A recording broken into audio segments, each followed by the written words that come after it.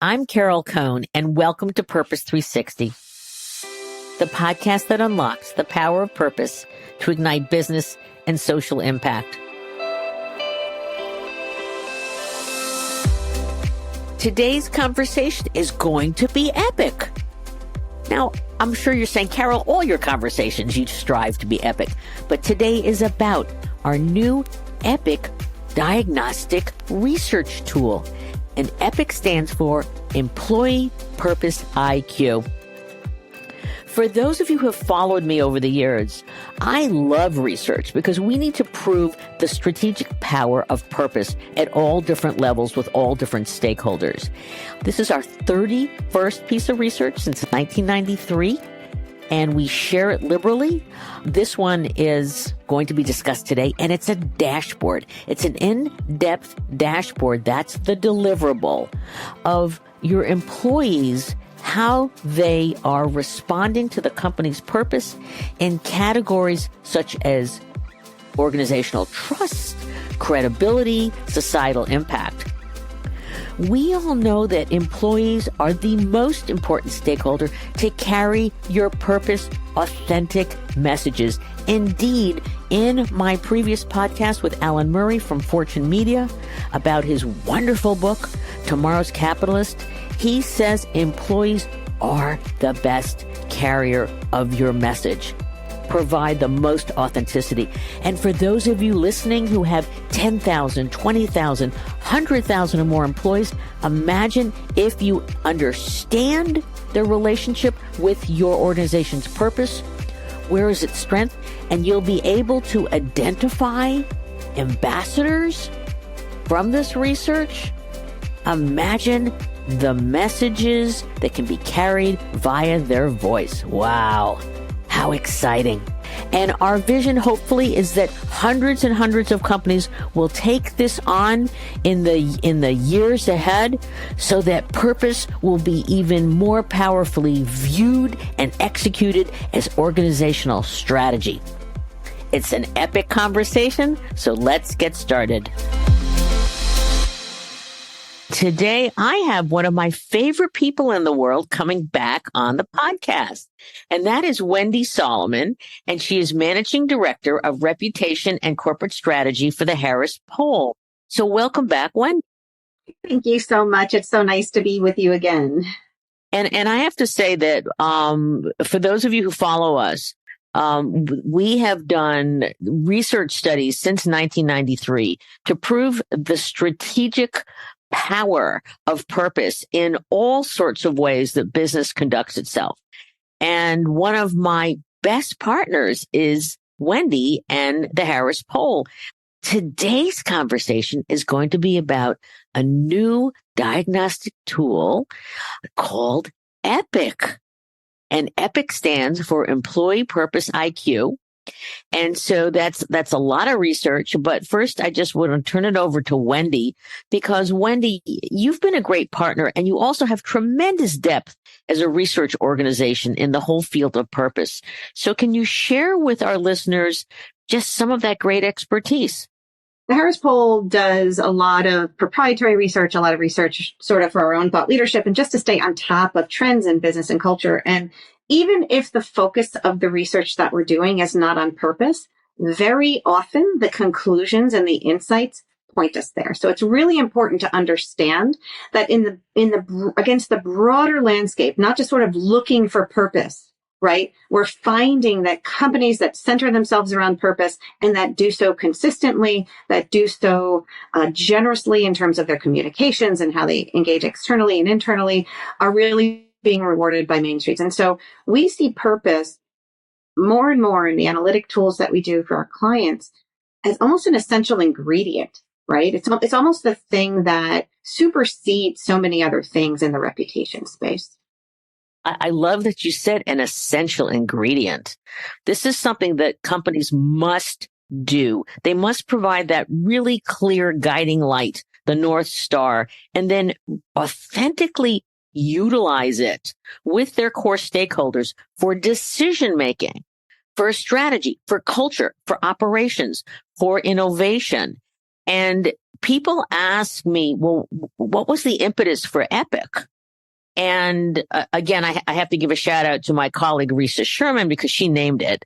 And it's a great because, when I chat with people. Because you didn't like my employee purpose maximizer index, like totally like spoken like a researcher. I love it. It was. I went, great approach and name not so great. And Wendy, but I know Wendy was looking towards us because we're good at naming. So the impetus for this was that I believe in doing this work for decades, the number one stakeholder today is the employee. Employees are the engine of a company. And the shift, though, didn't happen until the last maybe 5, 6, 7 years. Previously employees were, we'll communicate it. They weren't asked a lot of questions. It was just they're there. They're fungible. If one leaves, we can get another. That's not the case anymore. There's very much a virtuous circle going here, right? And we even saw that in our own research that we did as foundational to the EPiQ tool, which is, yes, purpose gives meaning to my work. And by the way, it makes me proud. But importantly, it also, when I'm aware of me being sort of your respondent, when an employee is aware of a company's purpose, it makes them feel accountable to act in line with it, right? So you're sort of creating this cycle, particularly for big companies. And by the way, when we do this research and we say how employees at big versus small companies are doing, big companies are lagging, right? Employees that are working for larger companies are not as aware, not as feeling as it's embedded, it's not as authentic, and all of those things. So I just want to add one thing to something you said earlier, Carol. It's okay. Sure, so absolutely. We're talking about this broader sense of sort of why measure the purpose investment. It's a very rational, pragmatic decision, right? To understand purpose, to use it as a business asset, to see it as an ingredient to all the outcomes. But so I'm in a privileged position where a lot of my clients, we measure multiple stakeholders. We measure investors and the media and their customers and their prospects and future talent who's going to want to work for them and their employees. And when I talk to them about their general diagnostic tools in most companies, employee research is kind of stuck in 1974, right? Like it's a lot about satisfaction and basic loyalty and should we repaint the cafeteria, right? And now we've moved more towards practical, sort of, are you willing to come back to the office? Like there's a lot of decisions that are being very, very specifically and surgically informed by employee research. But there is nothing out there right now that helps companies measure this critical ingredient, right? And so when you think about the scorecards for employees, they look like they did decades ago, when really what you need from employees is wildly different, right? So EPiQ actually serves that, just fills that void, if you ask me, right? And again, to be really clear, I wanted to do this research because I always go to Wendy and say, Wendy, does this exist? Do we have the depth and breadth? Not just, do you know your purpose? And, 1 or 2 questions about it, but we really want to know the impact. And we want the impact according to the segmentation that the company has. So everything from, you've got generations, you've got in the office, hybrid worker working from home, you've got role, you've got geography, you've got knowledge of the company's purpose writ large.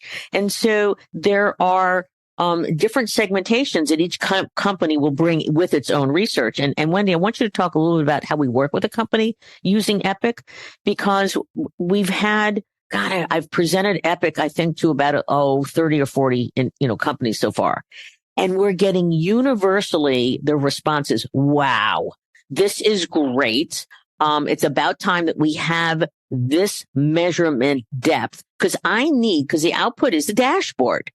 And the dashboard, and, if you want to see some examples of this, you can go to our website, but also we're happy to walk you through it because it will take your investments, and the investments today are in the millions now on all the things surrounding employees and employee activation. And it makes, whether your programmatic's only a couple 100,000, but your recruiting, your retention, all of that, it makes it work so much harder. And you have a baseline. That's the one thing that we're getting greatest excitement when we talk to individuals. Wow, I've got a baseline. This is also one of those internal tools within companies that puts purpose on the same measure as other metrics in a scorecard. The other thing, Carol, that you mentioned that I think is really important is the idea that one of the values of this, if I think about it from a company, and is sometimes research like this is, when you think about purpose, like, so you've got a campaign, you've got some activation strategy, you've got this, you're spending X amount of money to do it across your population. What EPiQ gives companies is a sense of actually where the need is greatest, right? So there's a pointiness to it. For example, in some of the things we've seen, we know that proximity to headquarters, like literally you could almost do a heat map of how well it's understood and integrated and leaders walk the talk and all the things. Headquarters, bright red and glowing, but then the further out, like they don't see that, they don't feel. So the idea is, do you need to spend evenly? We can identify where things fall off. And so there's a really important takeaway from all this is that how do we hone our purpose, time, and treasure?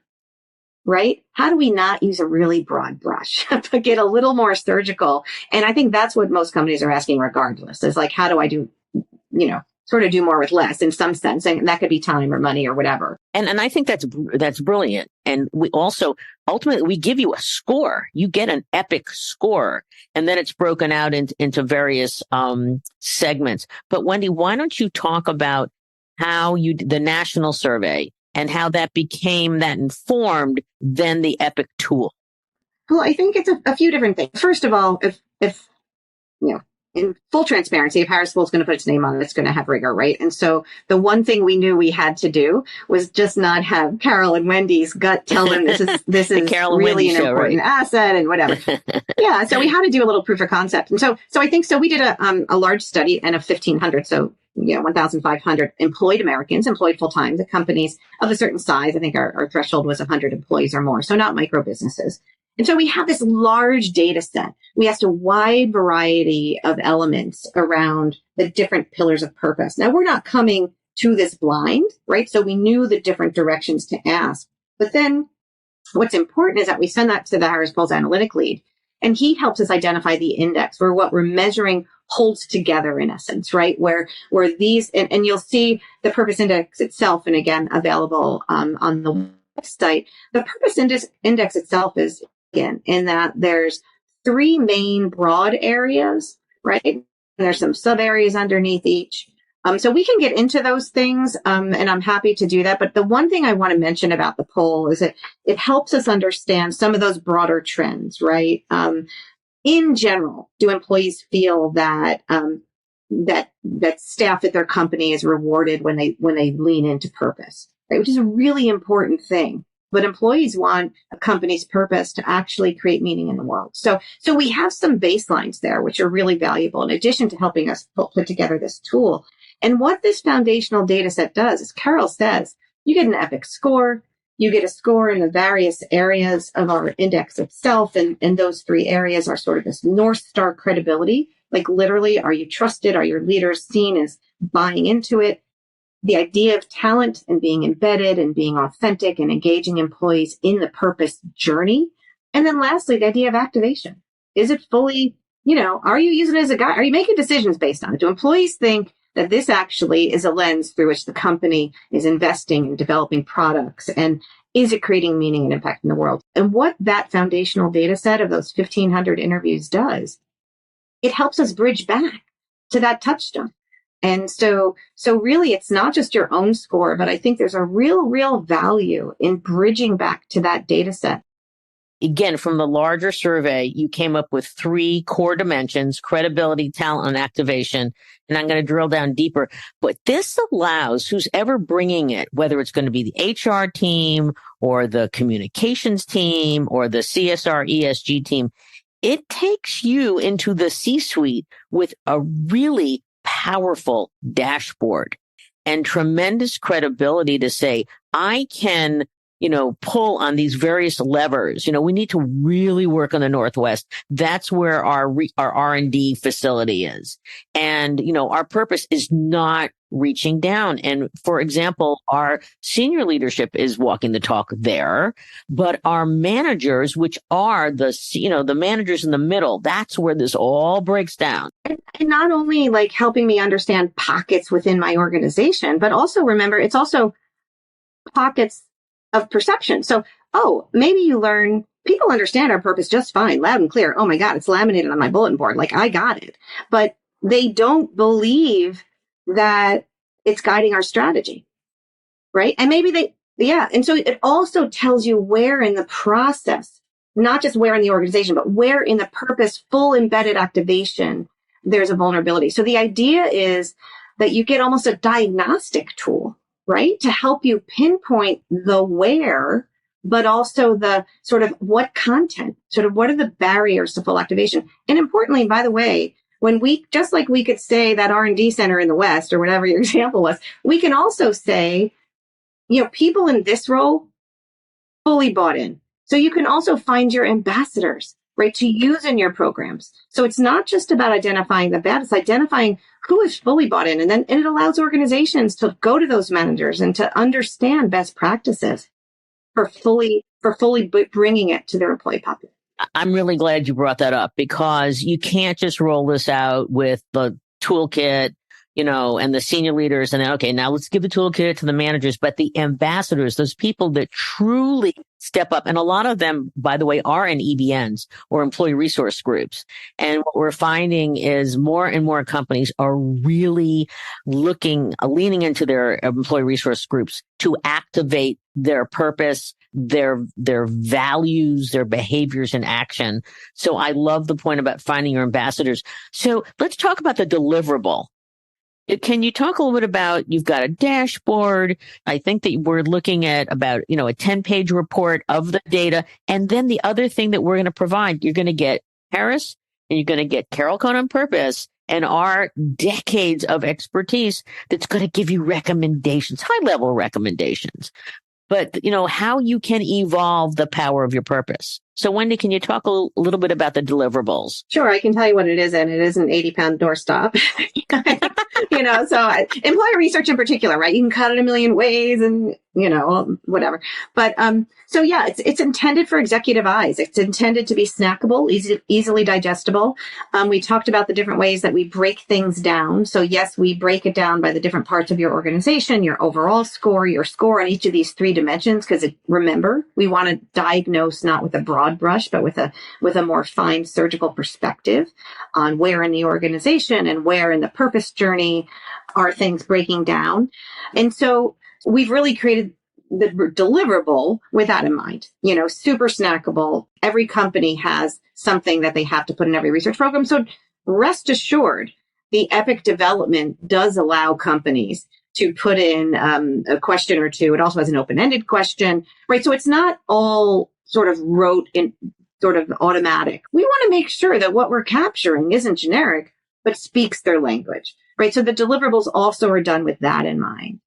And I love the fact of the open-ended question, which we're going to recommend asking the question, what is our company's purpose?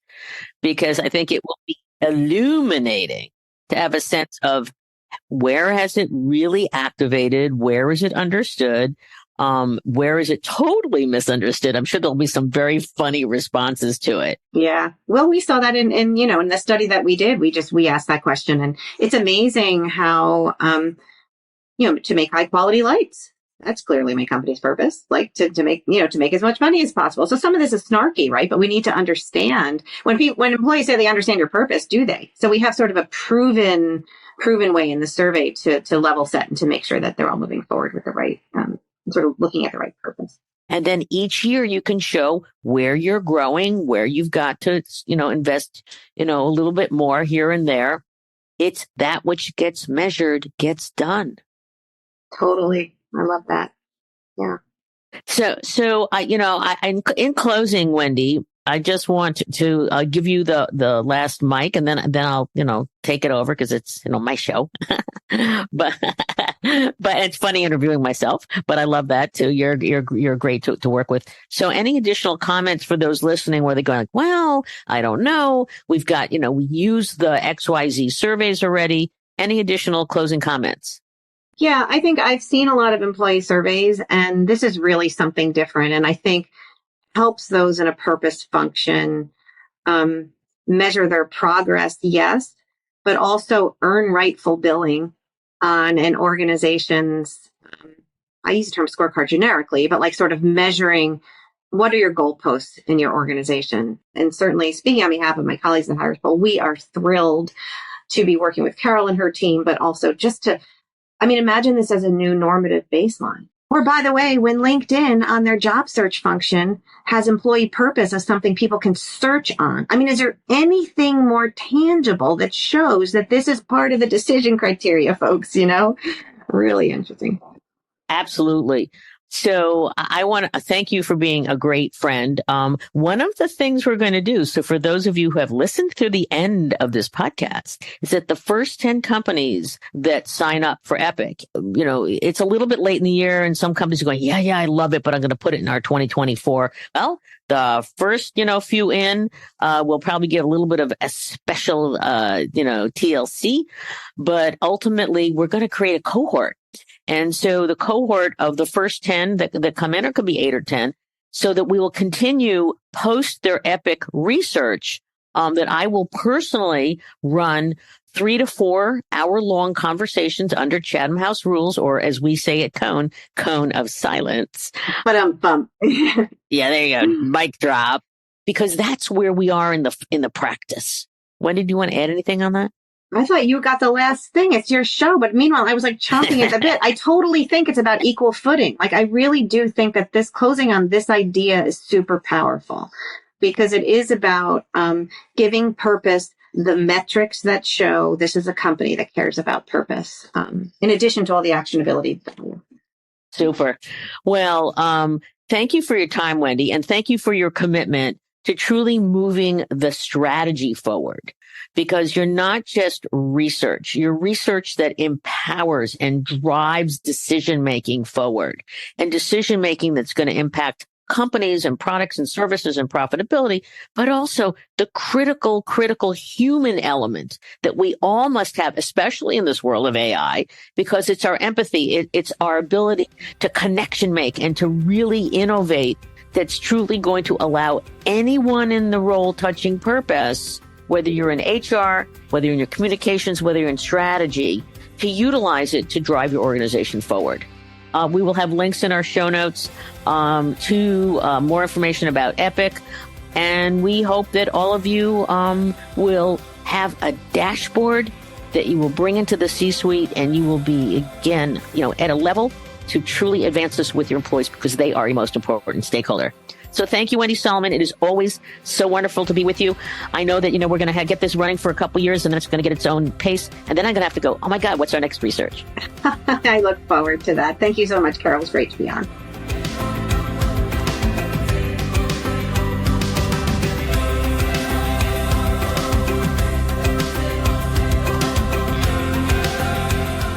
This podcast was brought to you by some amazing people, and I'd love to thank them.